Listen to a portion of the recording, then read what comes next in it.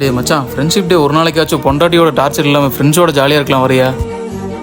நீ சொல்றது கரெக்ட் தான் மச்சான், இரு வரேன். ஏங்க ஒரு நிமிஷம், நீங்க எங்க வேணா போங்க, ஆனா சாப்பிட்டு போங்க. போயிட்டு பத்திரமா வீடு வந்து சேருங்க.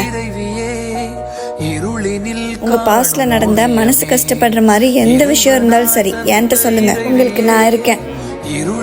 லைட்டா டிப்ரெஷனா இருக்கு, கொஞ்சம் சரக்கு அடிக்கிட்டா? எனக்கு அதை விட இருக்கு, நானும் போய் அடிக்கிட்டா? ஏய் சும்மா சொன்னேன். எங்கேயாச்சும் குடிக்கிறத பார்த்தேன் நான் மனுஷியாவே இருக்க மாட்டேன். இந்த ஷர்ட் உங்களுக்காக எடுத்தேன். அம்மோ, நான் இந்த மாதிரி ஷர்ட் எடுக்கணும் தான் ரொம்ப நாள் ஆசைப்பட்டுட்டு இருந்தேன். ஆமா, இது என்ன விலை? விலையா முக்கியம், ட்ரெஸ் பிடிச்சிருக்கா, ஹாப்பியா?